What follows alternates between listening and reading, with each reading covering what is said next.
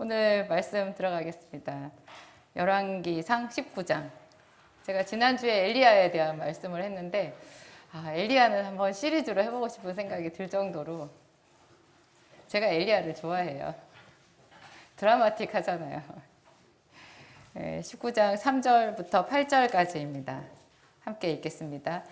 그가 이 형편을 보고 일어나 자기의 생명을 위해 도망하여 유다에 속한 브엘세바에 이르러 자기의 사환을 그곳에 머물게 하고 자기 자신은 광야로 들어가 하룻길쯤 가서 한 로뎀나무 아래에 앉아서 자기가 죽기를 원하여 이르되 여호와여 넉넉하오니 지금 내 생명을 거두시옵소서. 나는 내 조상들보다 낫지 못하니이다 하고 로뎀나무 아래에 누워 자더니 천사가 그를 어루만지며 그에게 이르되 일어나서 먹으라 하는지라. 본즉 머리맡에 숯불에 구운 떡과 한 병 물이 있더라. 이에 먹고 마시고 다시 누웠더니 여호와의 천사가 또 다시 와서 어루만지며 이르되 일어나 먹으라. 네가 길을 닦아 하는지라. 이에 일어나 먹고 마시고 그 음식물의 힘을 의지하여 40주 40야를 가서 하나님의 산 호렙에 이르니라. 아멘. 40주 40야를 갔대요. 그 다음에 뭘 먹었을까요? 아무것도 못 먹었을 것 같아요. 엘리야처럼 이렇게 드라마틱한 신앙생활을 나도 해보고 싶었어요. 엘리야처럼 물 한 모금 안 마시고 40주야를 갈 수 있다니요. 대단한 것 같고요. 예, 제가 오늘 말씀을 시작하도록 하겠습니다. 오늘 제목을 보면 기도의 사람 엘리야가 알았던 아버지 하나님 이렇게 되어 있어요. 이 오늘 본문 똑같은 본문을 가지고 어디에 초점을 맞추느냐에 따라서 무궁무진한 하나님의 말씀을 전할 수 있어요. 제가 대충 생각해도 한 10편 정도는 할 수 있을 것 같은데 오늘 제가 포커스를 맞춘 거는 이 속에서 아버지의 사랑을 느끼는 거예요. 아버지의 사랑.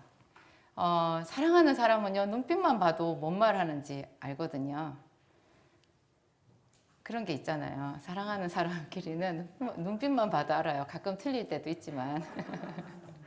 우리 뭐 통하는 거 있잖아요. 근데 우리가 하나님의 말씀이 성경에 나와 있는 이런 하나님의 말씀을 제대로 다 듣지 못하고 다 받아들이지 못하는 거 우리가 하나님을 잘 몰라서 그래요.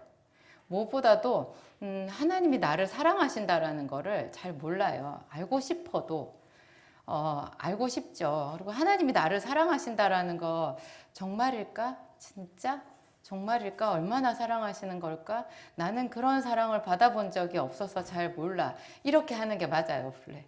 우리 중에 아무도 그런 사랑을 받아본 적이 없어가지고 하나님의 사랑이 낯설어요. 이 성경 안에 있는 모든 이 하나님의 말씀을 그 하나님의 사랑으로 느낄 수 있다면 그것이 성령 충만한 사람인 거예요. 하나님께서 지금 화가 나셨는지, 하나님께서 무궁한 사랑으로 나를 보고 계신지, 무궁한 사랑 항상 사랑이시지만 또 하나님은 우리가 죄를 짓고 순종하지 않고 이럴 때는 기본 바탕은 사랑이시지만 또 우리를 책망하실 때도 있잖아요. 근데 지금 내가 하나님께 책망을 받고 있는 것인지, 나 이제 하나님 앞에 죽었는지, 진노를 받아서 이제 꼼짝없이 죽게 될 정도로 내가 그렇게 된 건지, 이런 거를 우리가 잘 분별을 못해요. 잘 분별하지 못하면 우리도 모르게요, 하나님과 이렇게 거리를 둬요. 우리는 누구한테 다가가느냐? 편안하고 따뜻한 사람한테 다가가거든요. 저 사람이 뭔지 정체를 잘 모르면 우리는 조금 거리를 띄기 원해요. 가까이 갔다가 무슨 봉변을 당할지 모르잖아요. 제가 이제 열왕기상 19장 이 부분을 읽었을 때 저는 엘리야, 너 큰일 났어. 이제 너 하나님 앞에 죽었다. 이제 거봐 불이 지나가잖아. 너 어떡할 거야. 뒤에 그렇게 나오잖아요. 불이 지나가잖아. 거봐, 땅이 흔들려. 막 바람이 불어. 너 이제 큰일 났어. 저는 이렇게 생각했어요. 그랬더니 제가 그것도 성경을 정말 오래 반복해서 읽고 또 읽고 나중에 알았어요. 이게 하나님이 화가 나신 게 아니라는 거를. 제가 오늘 그 이야기를 하고 싶은 거예요. 이제 처음부터 얘기를 해볼게요. 엘리야가 이제 디셉 사람 엘리야가 이 열왕기상에 제가 주인공이라고 말씀드렸죠. 거의 주인공이에요. 그런데 갑자기 전혀 소식이 없다가 열왕기상 17장에 갑자기 등장해요. 17장 1절에 갑자기 길르앗에 우거하는 자 중에 디셉 사람 엘리야가 아합에게 말하되. 저는 이 당시에 엘리야가 어떤 지위에 있었길래 왕에게 가서 이렇게 탁 말을 할 수 있을까? 여러분 대통령한테 가서 한마디 하고 싶을 때 있지 않으세요? 근데 우리가 뭐 안산시장님이라도 가서 내 말을 할 수 있어요? 채널 다 막혀 있어요. 근데 그거 알 수는 없는데 어쨌든 이 엘리야는 아합에게 가서 자기 말을 탁 했어요. 그리고 우리가 지난 시간에 했잖아요. 3년 동안 가뭄이 있었다고. 그래가지고 그 갈멜산에서 이제 나중에 능력 대결을 펼쳤고, 그래서 엘리야가 우리가 아주 속이 시원할 정도로 승리했잖아요. 그리고 그 이스라엘 백성들이 마음이 뜨거워져서 그 하나님이 내리신 불만큼 마음이 뜨거워져서 여호와 그는 하나님이시라, 여호와 그는 하나님이시라 이렇게 막 끌어올랐을 때 엘리야가 저 이방의 선지자들, 저 우상의 선지자들을 죽여라 그래가지고 다 같이 내려가서 그 죄악을 이제 청산을 한 거예요. 그리고 나서 또 엘리야가 산에 올라가서 기도했잖아요. 아합 왕한테는 올라가서 먹고 마시소서 이렇게 한 다음에 자기는 먹었는지 마셨는지 하여튼 올라가서 정말 간절하게 7번까지 기도했어요. 그렇게 기도해서 손바닥만한 구름이 일어나는 걸 봤을 때 이제 폭우가 쏟아질 걸 또 알았잖아요. 하나님하고 사인이 잘 맞아요. 참 사인이 잘 맞아요. 그 손바닥만한 구름, 그게 폭우가 쏟아질 거라는 거 성경에 옛날에 없었잖아요. 엘리야 시대 처음이거든요. 엘리야는 그냥 딱 알았어요. 그래가지고 아합 왕에게 이제 마차를 갖추고 가소서, 비에 막히지 않게. 3년 동안 내리지 않던 비가 비에 막힐 정도로 온다라는 걸 알은 거예요. 저는 우리가 한여름 이제 삼복더위, 좀 있으면 삼복더위인데 삼복더위 때는요 다시는 겨울이 안 올 것 같더라고요. 이렇게 많이 봄, 여름, 가을, 겨울을 겪었어도 항상 제 마음에 그래요. 세상에 그 한여름에 그 겨울에 입었던 패딩 보면은 숨이 턱 막히고요. 내가 이번 겨울에 저 패딩을 입으리라는 생각이 잘 들지 않는 거예요. 3년 동안 비가 안 왔어요. 그 폭우가 쏟아질 거를 안다라는 것도 있죠. 이것도 하나님과 친해야 아는 거예요. 하여튼 엘리야의 생각대로 폭우가 쏟아졌어요. 그래가지고 그 마차가 달려가는데, 지난주에 제가 말했죠. 막 엘리야가 그 마차 앞에서 이스라엘까지가 몇백 미터는 아니었을 거예요. 최소한 몇 킬로는 됐지. 거기를 확 뛰어서 그 뛰는 그 엘리야를 상상해 보세요. 얼마나 엘리야가 하나님을 찬양하면서 뛰었을까요? 우리도 그러한 세월 한번 생각해 봐요. 하나님께서 내 인생에 폭우를 쏟아져 내리게 하실 때 나도 엘리야처럼 달리리라 이런 거 있잖아요. 지금 아무것도 없어도 하나님께 기도할 때 그런 거 상상하면서 미리 찬양 드리고 하는 것도 참 이 기도의 그 매너리즘에 빠지지 않고 기도하는 거에 이렇게 질리지 않고 계속 신바람 나게 기도할 수 있는 비결인 것 같아요. 좀 상상을 잘해야 돼요. 상상을.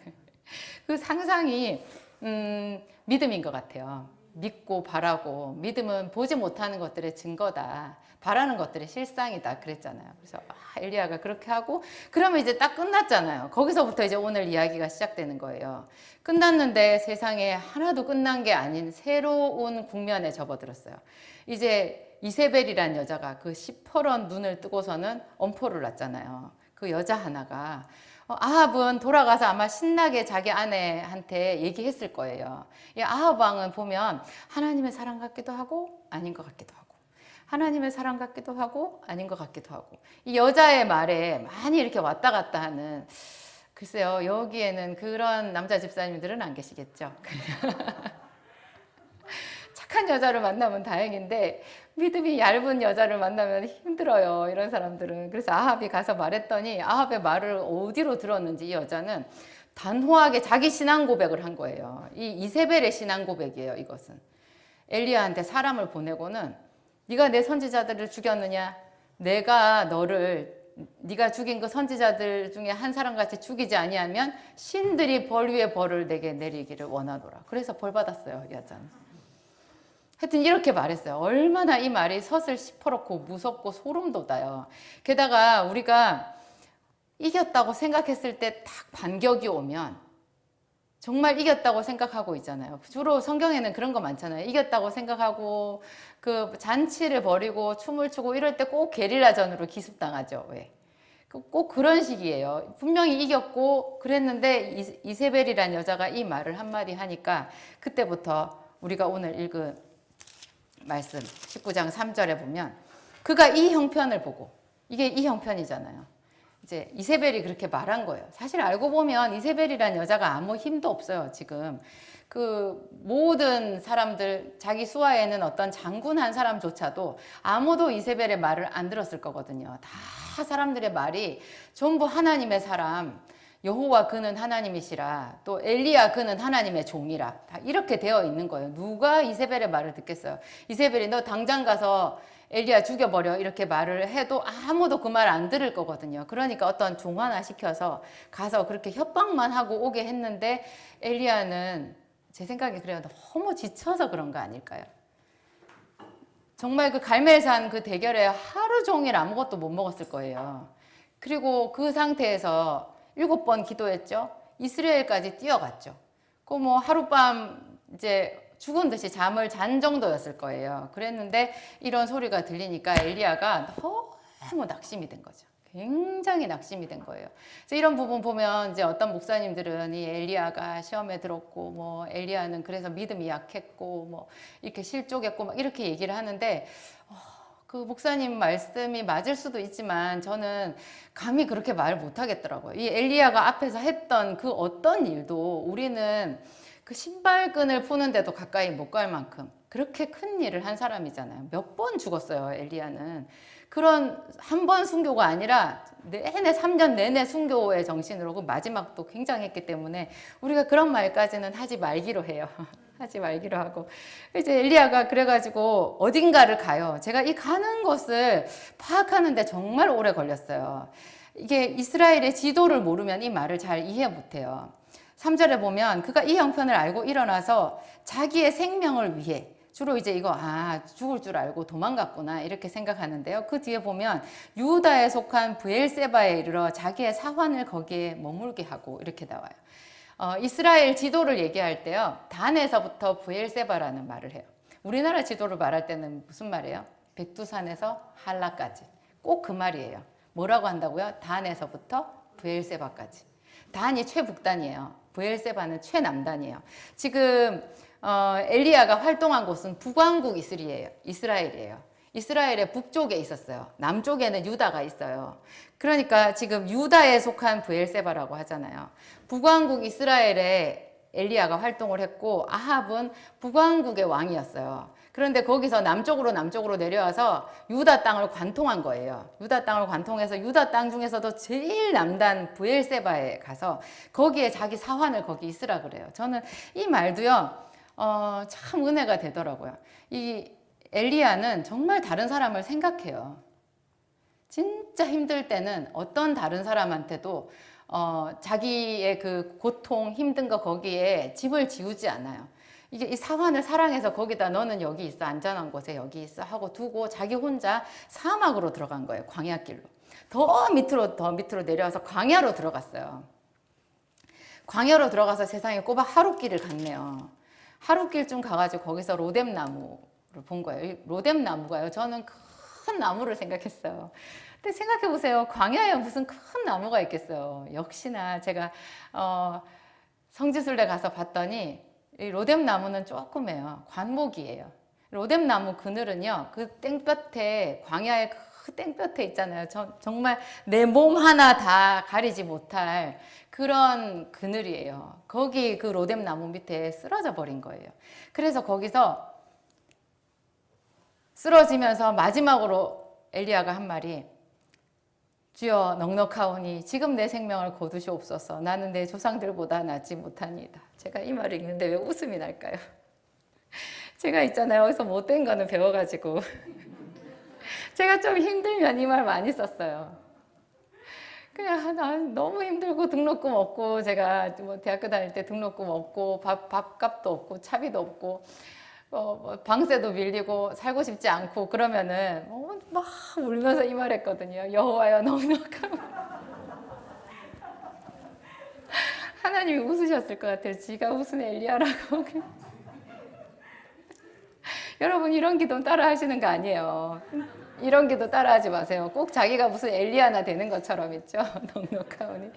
아니에요. 하나님은 우리한테 엘리야 같은 짐을 지우시지도 않아요.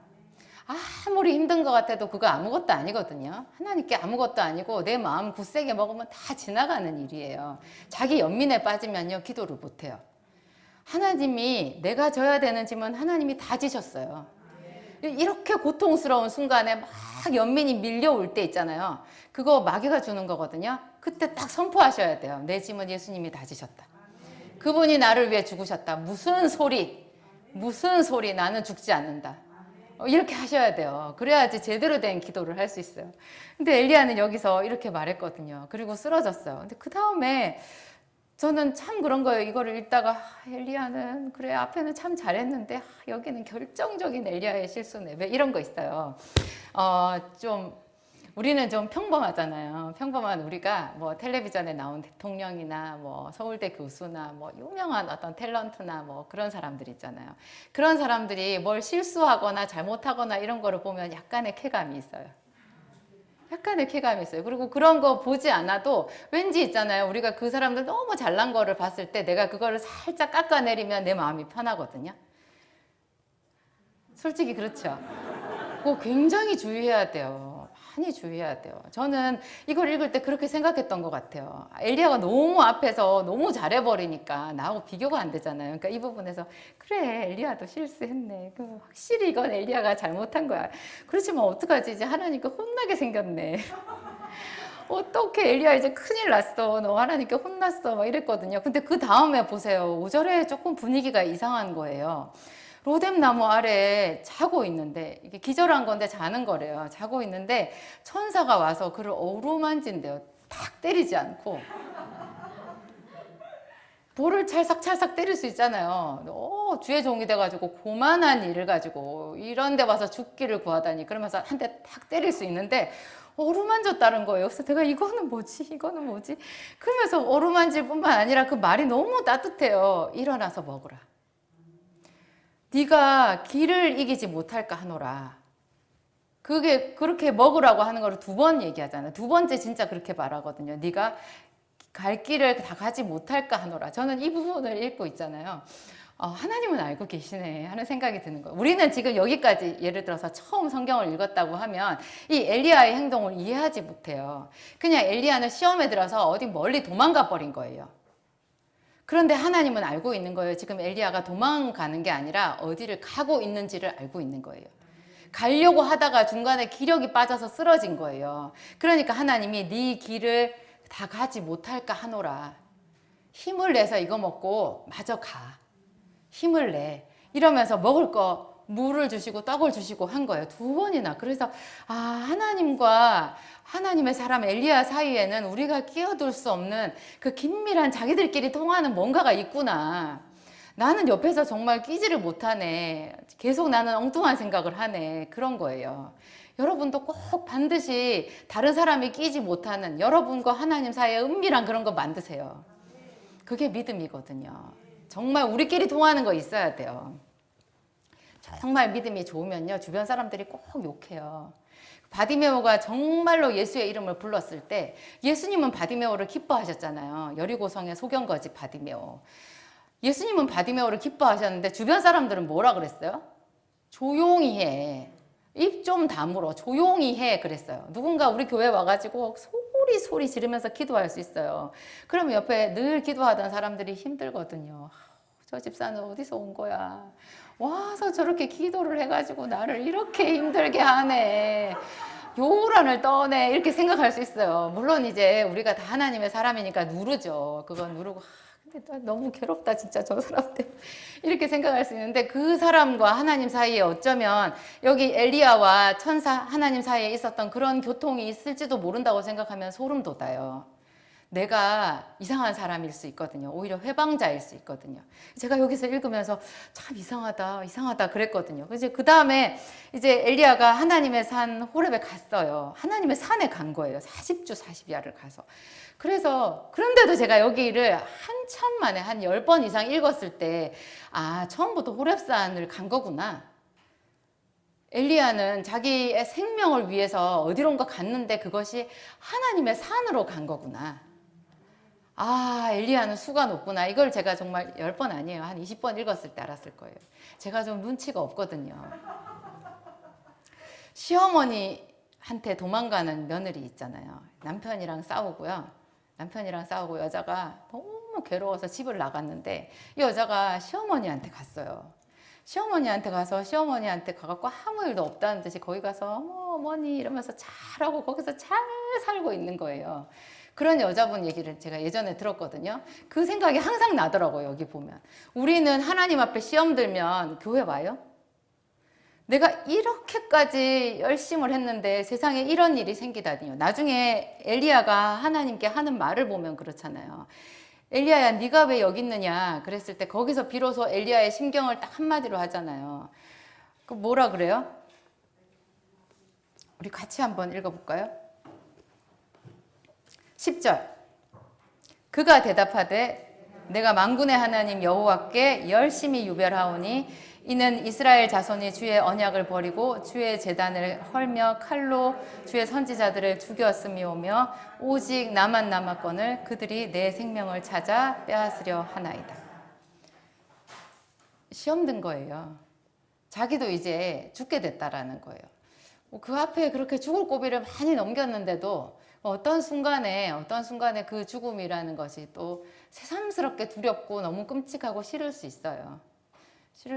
그래서 하여튼 엘리야가 이렇게 말하잖아요. 보통 이렇게 말하면 내가 하나님 앞에 충성을 다했는데 저 악한 사람들이 하나도 기죽지 않았고 저들이 나를 향해서 이렇게 칼을 겨누고 내가 죽게 되었다고 생각하면 내가 하나님께 기도해도 소용이 없구나. 내가 이제까지 기도하고 특심을 냈는데 이게 뭔가 이런 생각이 들면 우리 하나님께 와서 여기 와서 그걸 토로할 생각 잘 못하거든요. 누가 40주야를 그렇게 달려가지고 하나님의 성전에 갈 생각을 하겠어요. 그래서 엘리야가 하나님의 사람인 것 같아요.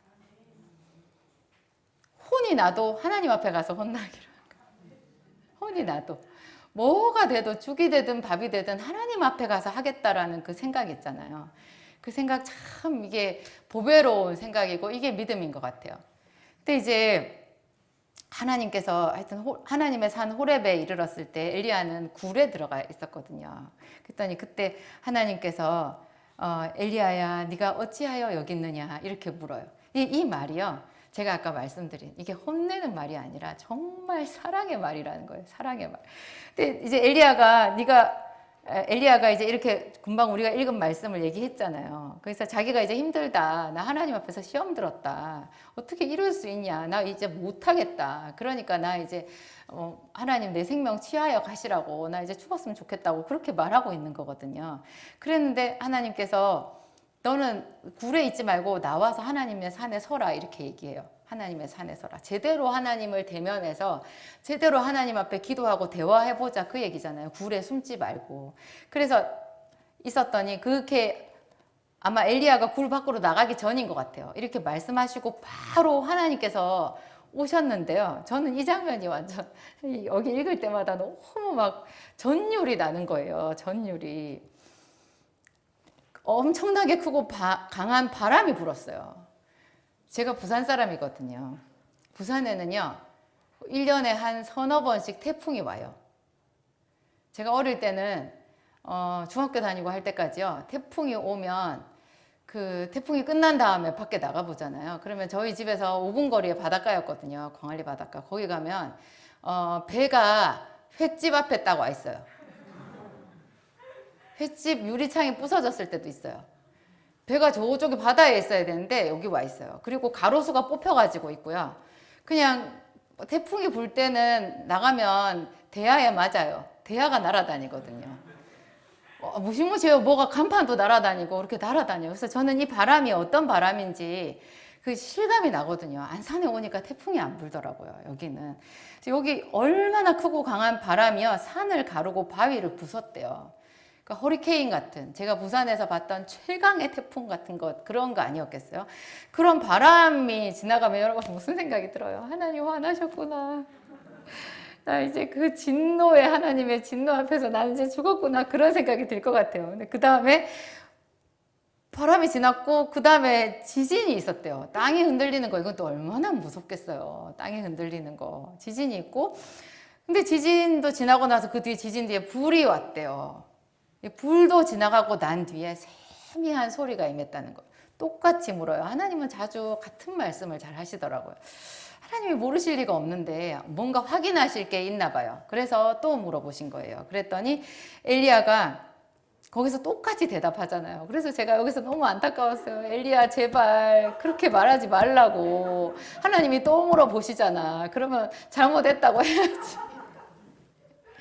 잘못했다고 해야지. 얘도 대단하네. 하나님이 막 다 부수고 그렇게 하는데도. 저 어렸을 때 우리 엄마 아버지가 많이 싸웠어요. 집 살림이 박살이 났었거든요. 그 어린 제 마음에 얼마나 무서웠겠어요. 제가 나중에 심리학을 공부를 해보니까요. 엄마 아버지가 뭐 안 부수고 큰 소리만 오고 가잖아요. 큰 소리만 오고 가도 애들은요, 그게 총알이 빗발치는 전쟁터래요. 그렇게 아이들이 놀라고 무섭대요. 제가 그런 환경에서 커서 더 이게 세게 왔는지는 모르겠는데, 엘리야는 어렸을 때 엄마 아버지가 안 싸웠나. 하나도 무서워하지 않는 것 같아요. 저 같은 그런 게 아닌 것 같아요. 그랬더니 하여튼 엘리야가 거기서 또 똑같이 말하잖아요. 근데 그 다음에 하나님께서 하시는 말이, 저는 이게 완전히 물음표였어요. 이게 무슨 뜻인가. 그 다음번에 하나님이 15절에 이제 똑같이 엘리야가 14절에 말했을 때 15절에 대답을 하시잖아요. 너는 너의 길을 돌이켜서 광야를 통해서 다메섹에 가서 하사엘에게 기름을 부어서 아람 왕이 되게 하고, 또 님시의 아들 예후에게 기름을 부어 이스라엘 왕이 되게 하고, 아벨 무올라 사밧의 아들 엘리사에게 기름을 부어서 너를 대신하여 선지자가 되게 하라. 일을 시키시는 거예요. 일을. 그죠? 왕 둘을 세우고 선지자 하나를 세우라는 거예요. 어떤 사명을 주셨어요. 그 다음에 하시는 말씀이, 하사엘의 칼을 피하는 자를 예후가 죽일 거고 예후의 칼을 피하는 자를 엘리사가 죽이리라. 이렇게 말하는 거예요. 근데 이 말의 심오한 뜻을 제가 깨닫는데 한 20년 걸렸어요. 엘리야의 복수를 해주시는 거예요. 여러분은 저보다 똑똑하시니까 알고 계셨을지도 모르겠어요. 여기 쟤들이요, 저 때렸어요. 저 죽이려고 그랬어요. 그랬더니 하나님이 내가 너 대신 복수해 줄게. 이렇게 얘기하신 거예요, 지금. 그죠? 그러니까 지금 아합 왕의 집을 멸문시키겠다는 얘기예요. 아합, 북왕국 이스라엘의 왕을 바꿔버리시겠다는 얘기잖아요. 그 왕이 그냥 바뀌어요. 쿠데타거든요. 그래서 아합의 집은 멸문지화를 당하는 거예요. 그러니까 엘리야가 말한 걸 하나님이 들으시고 엘리야의 편에서 복수를 해주시는 거예요. 얼마나 통쾌해요. 근데 저는 못 알아들었어요. 이 말이 무슨 말인지. 여러분 이제 이해되세요? 하나님은 그런 하나님이시라니까요. 내가 혼내줄게. 너 핍박한 사람 혼내줄게. 너는 속상해하지 마라. 내가 네 편이야. 그냥 너는 네 자신이 나한테 죄를 짓지 않도록 네 자신의 행실을 잘 돌이켜보고 너의 삶을 돌이켜봐서 하나님께 나에게 합한 자가 되도록 그것만 신경 써. 너를 괴롭히고 힘들게 하는 사람은 내가 다 복수해 줄게. 걱정하지 마라. 좀 이따가 네가 보면 그 사람들 온데간데 없어. 그렇게 얘기하시는 거예요. 그 다음에 하나님께서도 하신 말씀이 이스라엘 가운데 7,000명을 남기시겠대요. 남기셨는지 남기실 것인지 하여튼 남겼대요. 그러면서 바알에게 무릎 꿇지 아니하고 바알에게 입 맞추지 아니한 자라. 그러니까 아까 엘리야가 자기만 남았다고 했잖아요. 그 부분에 대한 또 하나님의 대답이에요. 우리는 가끔 기도를 하면서 이런 생각하거든요. 하나님이 내 말을 못 알아들으시는 것 같아요. 내 말을. 그렇게 말을 했건만 내 말을 이렇게까지 못 알아들으시다니. 죄송해요. 이거 제가 생각했던 거라 그래요. 제가 그렇게 속이 터지더라고요. 하나님이 제 말을 못 알아들으시는, 내 뜻대로 안 해주시는 거예요. 내가 이렇게 하면 문제가 해결이 딱 된다고 그렇게 일러드렸건만. 하나님은 하나님은 왜 내 말을 못 알아들으시고 저걸 그대로 꼬인 채로 내버려 두시냐고요. 그렇게 되잖아요. 근데 하나님은 다 아시는 거예요. 너무 모든 것을 다 알아서 우리가 그분에 대해서 오해하는 것 같아요. 참 나중에 알고 보면 너무 하나님께 죄송하고요. 내가 잘못했구나. 내가 잘못했구나. 그런 생각이 들어요. 근데요, 나중에 요 뒤에 또 더 가서 보잖아요. 그러면 놀랍게 엘리야한테 하나님이 세 가지죠. 세 가지죠. 이스라엘 왕과 아람 왕을 이제 새로 기름 부어서 세우고 종전의 왕조가 무너지는 거잖아요. 두 개의 왕조가 무너지는 거고, 그리고 자기를 대신해서 선지자, 자기 후계자를 세우라는 거였거든요. 근데 이 중에서 엘리야는 한 개밖에 안 해요. 엘리사를 세워요. 나머지 두 개는요, 나중에 엘리사가 해요. 엘리사가 하잖아요. 저는 그것도 너무 신기하더라고요. 그러니까 하나님은 정말 엘리야를 사랑하고 자기를 위해서 그 아합 왕과 싸웠잖아요. 아합 왕에게 처음 가서 3년 내 말이 있기 전에는 우로가 다시 없으리라 이렇게 말하고 3년을 숨어 지냈잖아요. 그 숨어 지낸 그리시네가에서 까마귀가 주는 거 먹고 그게 물이 다 마르고 난 뒤에는 그 시돈 땅으로 가라. 내가 그곳에 한 과부에게 명하여서 너를 공개하게 하였느니라. 그렇게 말해서 시돈 땅까지. 그 시돈 땅이요. 저는 처음에 여기 우리 집에서 교회까지 오는 거리라고 생각했던 것 같아요. 그리시네가에서 시돈 땅이. 여러분 그 거리 한번 생각해 보셨어요? 제가 뭐 신학까지 안 하고 지리적인 거 찾아보진 않았는데요. 그렇지는 않을 거예요. 상당히 먼 거리일 거예요. 그 거리를 그 가뭄이 들어서 물이 다 말라버린 그 길을 엘리야가 아브라함이 갈 길을 알지 못하고 간 그것보다 몇 배 아니었을까요? 지금 자기를 죽이려고 하는 사람들이 쫙 깔렸잖아요. 그런 데서 물도 없고 떡도 없는 그 길을요. 몇 날 며칠을 가서 그 시돈 땅에 그 과부를 찾아간 거예요. 근데 그 과부한테 찾아갔을 때도 그 과부가 오실 줄 알고 있었습니다. 제가 모든 것을 준비해 놓았습니다. 당신을 위해서 다락방을 준비해 놓았으니 이렇게 했나요? 아니에요. 그리고 그 과부는 어이없게도 굉장히 가난한 과부였어요. 나중에 엘리사한테 방을 만들어준 과부가 그 사람은 과부가 아니구나. 수넴 여인이 있잖아요. 그 사람은 넉넉했잖아요. 좀 넉넉한 사람한테, 저도 그래요. 우리 교회에 좀 넉넉한 사람이 좀 오면 얼마나 좋을까. 죄송해요. 다 힘든 분들만 오셨어요. 다 힘든 분들만 오셨고, 그 중에서 그래도 제가 형편이 제일 낫고. 하나님이 원하시는 일을 하는 거예요. 그래서 그 과부에게 명하셨다. 그게 나중에 그 과부에게 이렇게 떡을 구워서 나한테 갖고 와라. 물 가져와라. 그렇게 했을 때 그 과부가 하려고 하는 그런 마음을 넣어주신 거, 그게 하나님이 불러주신 마음이었거든요. 그리고 그 과부 집에서 다락방에 과부는 밑에 층에 그 아들 하나 데리고 사는 그 가난한 과부의 집에 세상에 그 하나님이 다시 명령해 주실 제 3년이 될 때까지 있었다라는 거, 그거 죽음 아니었을까요? 엘리야는 너무 힘들었을 거거든요. 계속해서. 그리고 나중에 또 네가 아합에게 보이라. 내가 비를 지면에 내리리라. 그랬을 때 또 거기서 또 저기 아합 왕한테까지 또 찾아왔잖아요. 그런 모든 것, 갈멜산에서 능력 대결이나 이런 하나하나가 다 상 받을 일인 거죠. 너무나 큰 대업을 이룬 거예요. 그 이상 이세벨의 이야기를 듣고 그 엄포를 듣고 놀라서 두려워서 거의 실족할 것 같이 해서 하나님의 산 호렙에 왔는데요. 그냥 하나님은 두 팔 크게 벌리고 엘리야를 안아주신 거예요. 그 좋은 엄마들은, 사랑이 많은 엄마들은 왜 애가 밖에서 울고 들어오면 이렇게 등 쓰다듬어 주잖아요. 예측할 수 없는 상처받은 엄마들은요, 애만 혼내요. 그럴 때. 너 그래가지고 이 다음에 커서 뭐가 되려고 그러느냐고. 사내 자식이 말이야. 이렇게 할 수 있거든요. 근데 정말 사랑이 많은 엄마들은 일단 애를 안아주잖아요. 안아주고 이렇게 쓰다듬어 주고, 그리고 용기를 주면, 애 말을 들어주면 애가 지가 알아서 또 나가서 놀기 위해서 나가거든요. 근데 그런 식으로 하나님이 엘리야를 이렇게 환대해 주신 것 같아요. 환대해 주셨어요. 그래서 이 지금 오늘 이렇게 말씀하시는 이 하나님, 뭐 불도 지나가고 지진도 지나가고 바람도 지나가고 했던 이런 모든 게 사실은 사랑의 말씀이었다라는 거예요. 하나님의 모든 말씀은 사랑이거든요. 성경에 나오는 모든 말씀. 그렇지만 우리 죄에 대해서는 물론 단호하기는 하시죠. 기저에는 사랑이 있어도. 그래서 하나님께서 하시는 그 성경 말씀 하는 부분 보면 그렇게 막 우리가 1차적으로 읽었을 때 따뜻하고 너무 좋고 막 이런 말씀이 아니거든요.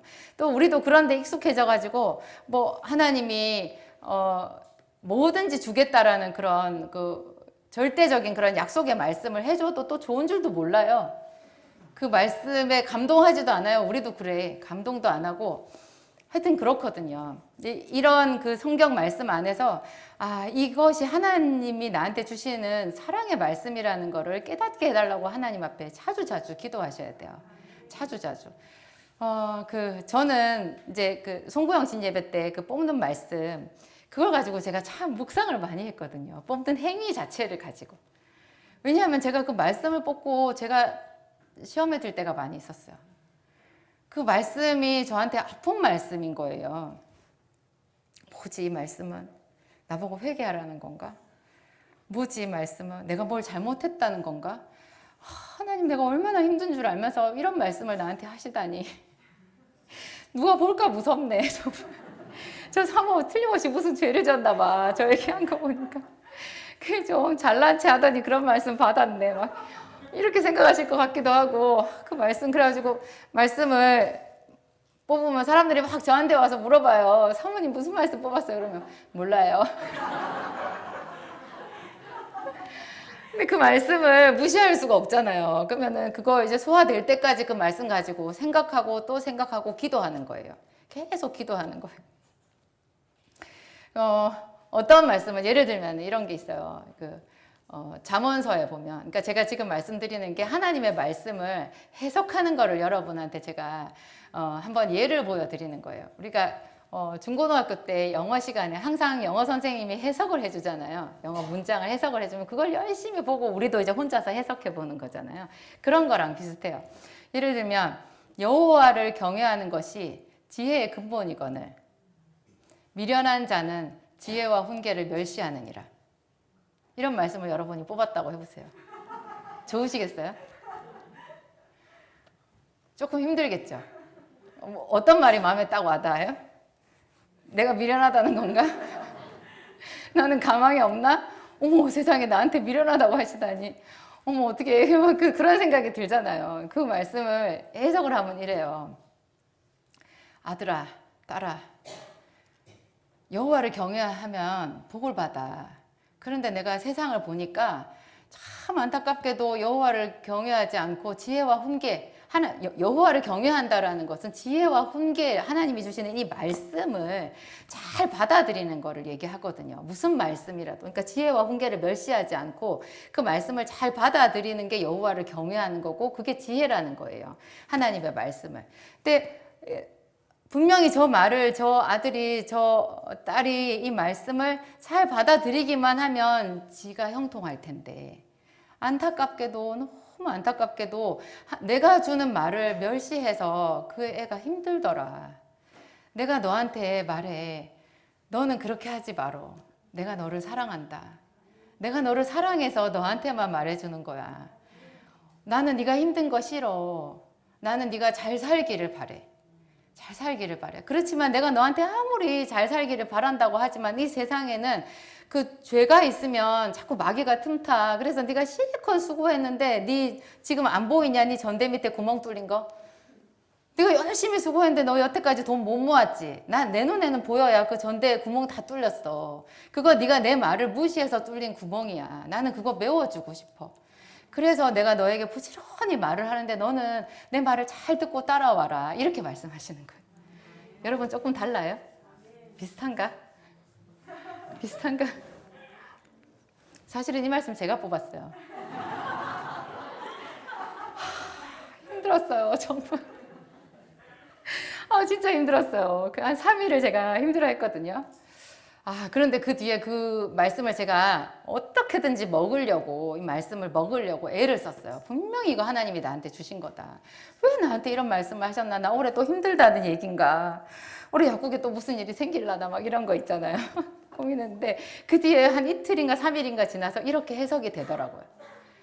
딸아, 너 요새 힘들어. 너 자꾸 사업이 커졌잖아. 이제까지 네가 가지고 있었던 그 지혜 가지고는 네가 앞으로 살아가는데 역부족이야. 더 많이 나한테 구해. 그러면 내가 너한테 새로운 지혜를 계속해서 줄게. 그러면 계속해서 너는 순탄하게 나갈 수 있어. 이렇게 얘기를 하신 거더라고요. 제가 그걸 생각하니까 너무 감사한 거예요. 삼성의 이재용 씨는 얼마나 좋을까. 저는 그런 생각했거든요.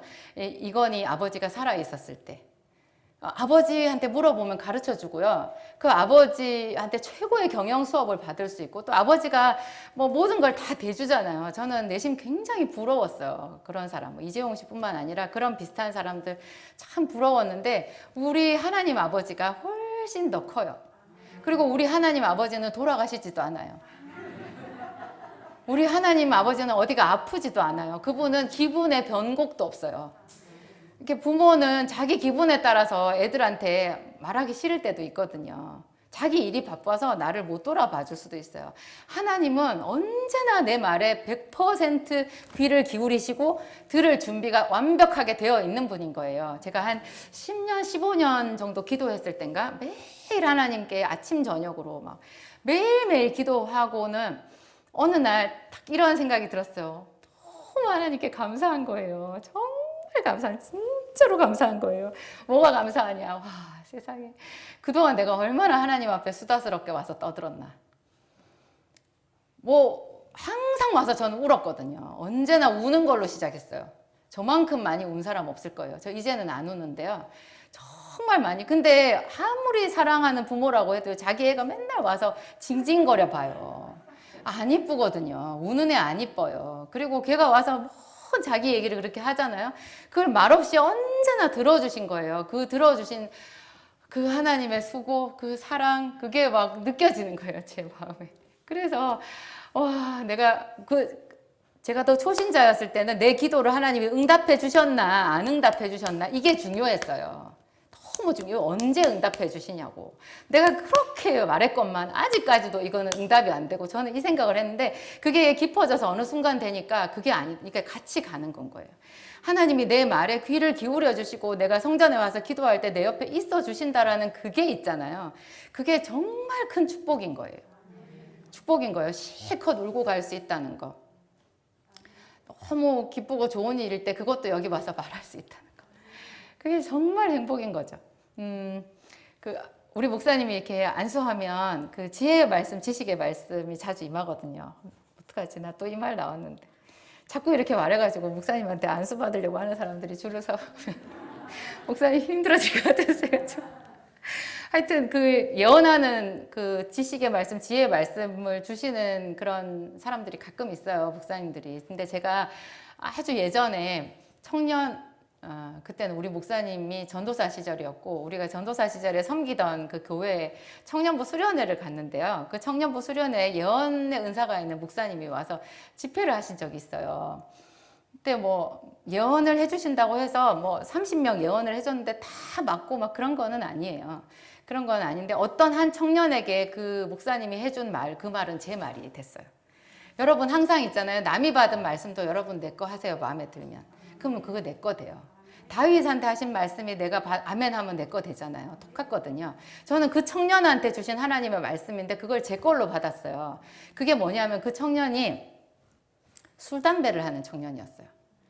고려대학교 대학원을 다니고 있는 굉장히 그 청년부에서도 좀 탑 클래스에 속하는 그런 좀 인재였는데요. 이 청년이 하나님도 섬기면서 술, 담배를 못 끊는 거예요. 그래서 매일 술, 담배 하고 뭐 밤새고 친구들이랑 놀고 막 그렇고 또 다음날 주일 예배 오면 눈 뻘개가지고 오고 이랬거든요. 그래서 항상 머리가 아프다고 그랬어요. 그 청년이 언제나 머리가 아프다고 그랬는데 그날 그 목사님이 안수해 주시면서 그 목사님을 통해서 하나님이 주신 말씀 뭐였게요?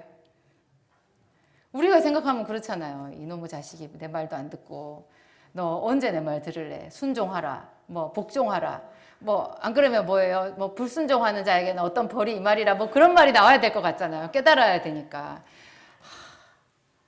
네 몸을 상하지 말라. 그 목사님은 몰랐을 거예요. 그 청년이 술, 담배 하는지. 그거 아버지가 하는 말씀 아니에요? 아버지는 아들의 몸을 생각하거든요. 네 몸을 상하지 말라. 오늘 제가 하여튼 여러분들한테 준비한 말씀 다 했는데요.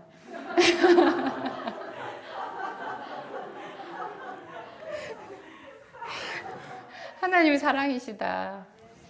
정말 하나님이 사랑이시다. 그 따뜻한 음성 여러분도 들려달라고 하세요. 기도하겠습니다. 엘리야의 하나님 아버지, 엘리야의 하나님 아버지, 그 하나님은 오늘 우리의 하나님이십니다. 1.1획도 변함이 없는 동일한 하나님이십니다. 우리 주 예수님은 엘리야도 아셨습니다. 그 예수님이 우리를 부르셨습니다. 몸된 이 성전에 우리를 불러주셨습니다. 우리 중에 한 사람도 자기 걸음으로 온 사람은 없습니다. 우리의 머리털까지 해시는 아버지, 다 헤아리시는 아버지, 감사합니다. 나도 알지 못하는 나를 더 잘 아시고 우리에게 있어야 될 것 다 아시고 또한 황송하게도 우리에게 있는 더러운 죄도 주님은 다 알고 계십니다. 하나님 앞에 고백합니다. 하나님, 저는 죄인입니다. 순간순간 하나님의 말씀을 들으면서도 악한 생각에 넘어지는 죄인입니다. 하나님, 저를 받아주셔서 감사합니다. 우리를 받아주셔서 감사합니다. 몸된 성전에 그 지체로 우리를 부르시고 예배자로 우리를 세워주셨습니다. 말씀을 들을 수 있는 특권을 주셨습니다. 주의 이름을 부르면 들으신다고 하셨습니다. 자비한 아버지, 우리에게 교훈의 말씀 주시옵소서.